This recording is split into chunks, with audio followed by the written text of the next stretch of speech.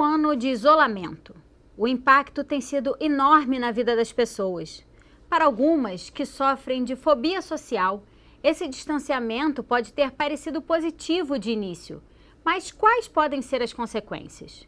O autoconhecimento é essencial para identificar os gatilhos e conseguir superar esse retiro prolongado.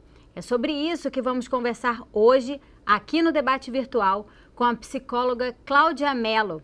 Ela vai nos contar como tem sido essa vivência no consultório. Cláudia, muito obrigada pela sua participação.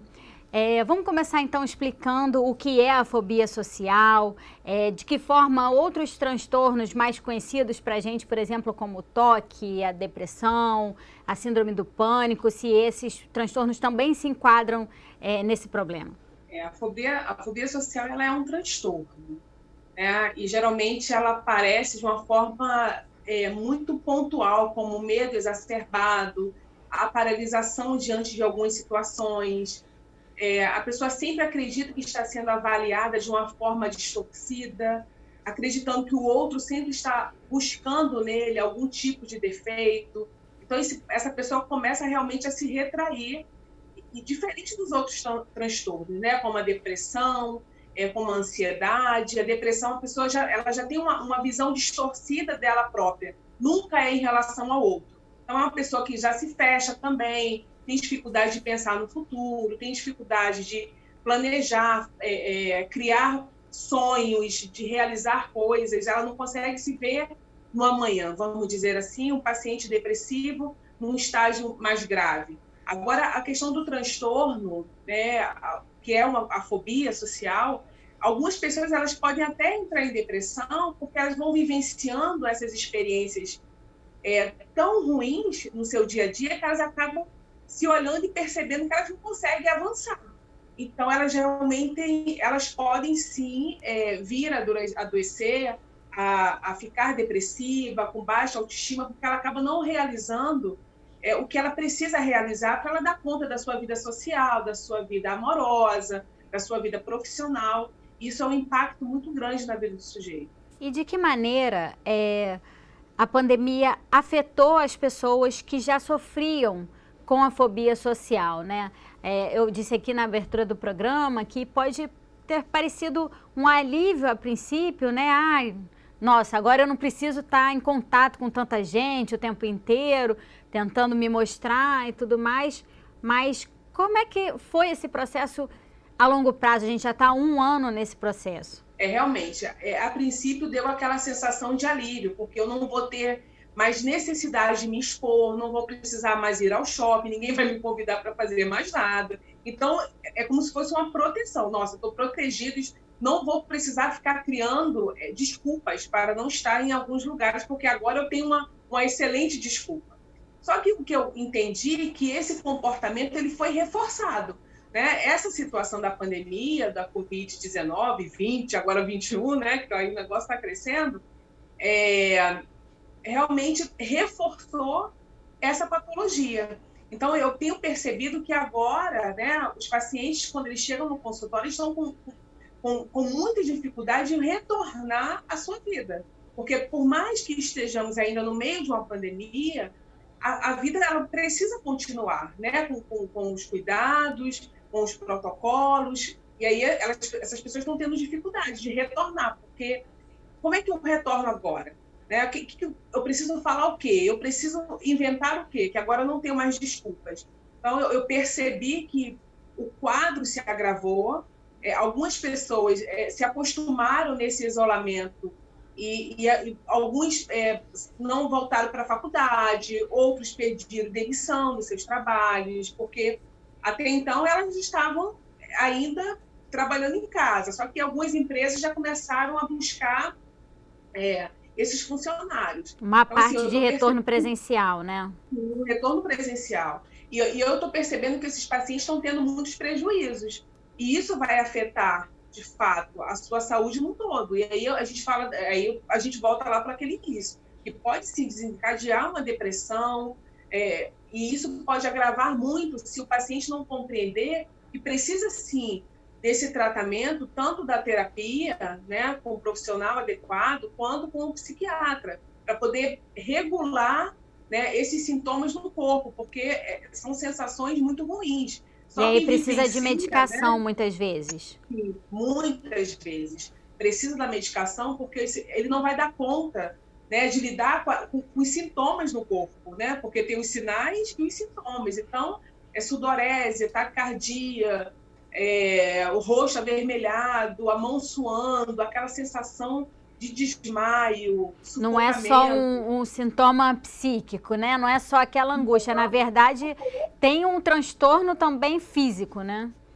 Exato. Por isso que alguns acabam chegando nas emergências, sinalizando esses tipos de sintoma, e quando passa pelo processo clínico, às vezes de alguns exames, o profissional, o médico diz, olha, está tudo ok aqui, o que mais está acontecendo? Então, é muito importante o profissional da saúde, o médico, né, o clínico, ao receber esse paciente no seu consultório, conseguir, né, ter uma escuta especializada. Senão, acaba criando uma outra situação, medicando aquele paciente, não, de fato, tratando da maneira adequada, que é fazendo os encaminhamentos necessários para ele conseguir manter a sua vida ou resgatar aquilo que ela perdeu. Ô, Cláudia, em geral, quem tem essa fobia social, essa aversão a ter esse contato em sociedade, pode ser uma coisa pontual, por exemplo, eu não me sinto bem no meu local de trabalho, ou eu não me sinto bem numa festa de família, ou é geral? Quem tem a fobia social se sente incomodada em qualquer lugar que haja outras pessoas? Tem situações e situações. A gente pode falar da leve e da moderada e da grave, né? Às vezes, em algum momento, na infância ou na adolescência, o sujeito passou por alguma situação de algum constrangimento, ele foi mal avaliado, na cabeça dele ele passou alguma vergonha, alguém o desprezou, alguma coisa desse tipo.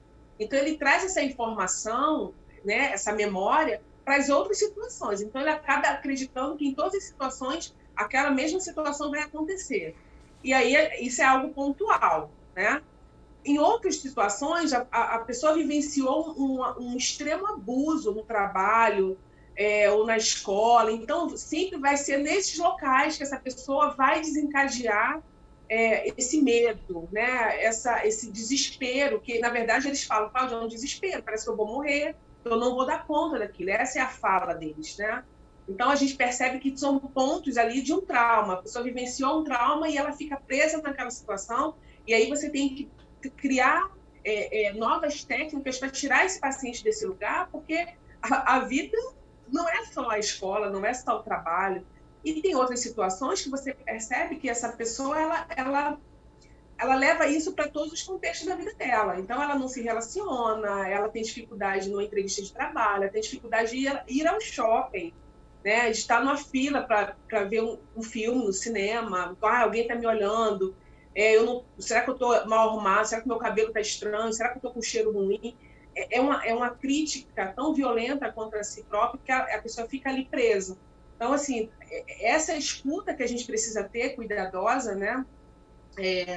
Para saber exatamente onde que desencadeou essa questão, para você conseguir atravessar com ele, né? Porque às vezes a pessoa fica parada ali e a vida não anda, e isso pesa, né? Pesa para quem está vivenciando, pesa para a família, porque a família fica ali cobrando os pais, né? Quando é de um adolescente, um jovem, os pais ficam nessa cobrança e nessa angústia, porque é angustiante você ver uma pessoa, às vezes, com tanto potencial, mas tão desacreditado, né? Com tanto medo e tão trancado num porão, um porão interno, né? Que é só dele. Acaba sendo um sofrimento generalizado, né? E aí, sim, Cláudia, você falou sobre esse retorno, por exemplo, que algumas pessoas estão precisando fazer para o ambiente físico de trabalho.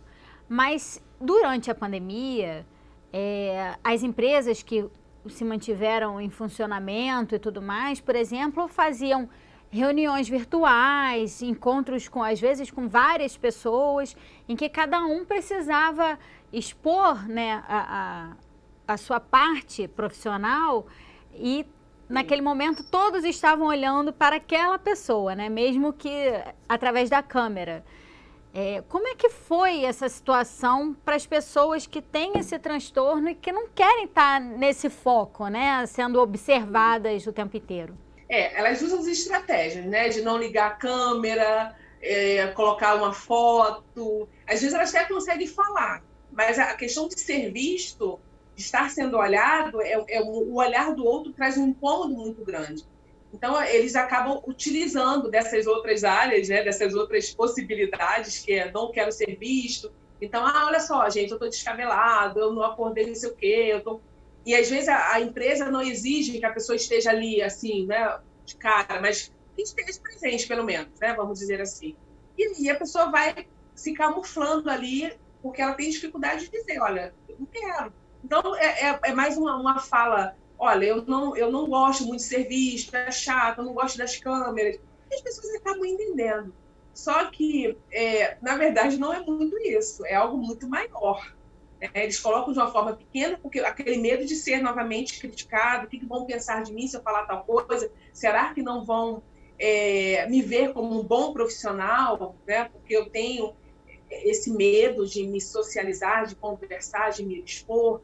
Então, sempre fica ali criando situações para se proteger do outro, e que o outro, às vezes, não vai causar nenhum mal, nenhum dano a ele. Pelo contrário, às vezes, se ele conseguir falar sobre a sua questão, sobre a sua dor, às vezes essa pessoa vai sinalizar para ele: olha, poxa, você precisa de ajuda, né? Eu já passei por isso. E quantas pessoas já passaram por situações desse tipo que conseguiram sair? Então, assim, é muito bacana você conseguir verbalizar com o outro, abrir, né? Compartilhar com quem de fato você confia, e às vezes ali vai ter alguém aberto para essa escuta e para te ajudar a procurar um profissional e estar junto com você, e estar te apoiando, estar te trazendo para fora, porque senão a pessoa vai só se recolhendo e depois fica muito difícil de sair. E procurar um profissional é muito importante, né, Cláudia? É essencial e às vezes a pessoa não consegue perceber, nem ela identificar que ela tem um problema sério, que precisa ser tratado, e esse toque que às vezes vem de um amigo, vem de alguém de dentro de casa, um parente, te estimulando a se tratar, né, a melhorar, é muito importante, né? O que acontece, na verdade, é que o paciente acaba buscando um clínico, um cardiologista, um mastologista,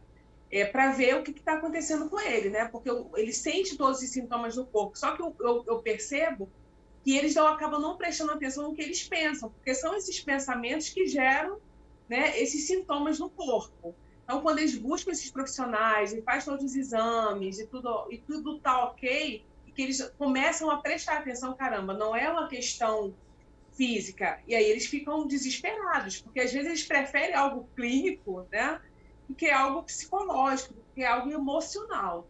E eu vejo assim, o desespero, né? Nossa, eu fiz, meu coração tá ok, tá tudo ok, mas eu não sei o que é, porque eu não saber o que é muito ruim.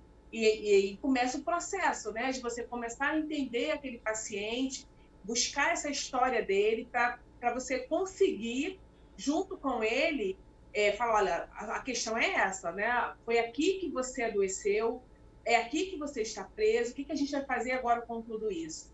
E aí começa a orientação. O paciente, você começar a explicar para ele que é importante ele se perceber, ele prestar atenção nas suas sensações, no que ele pensa, porque geralmente a gente presta atenção no que a gente sente. Estou triste. Estou triste por quê?